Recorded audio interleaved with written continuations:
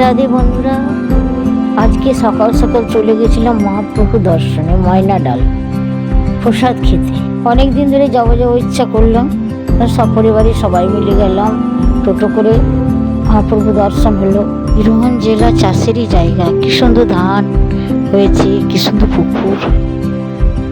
প্রসাদ খেলাম, প্রসাদ খেয়ে পুকুর গেলাম। পুকুরের দৃশ্যটা খুব সুন্দর। ওখানে মহাপ্রভু 500 বছর আগে নিজে গেছিলেন, ওখানে স্নান করেছিলেন, গাছতলায় বিশ্রাম নিয়েছিলেন স্বয়ং ভগবান।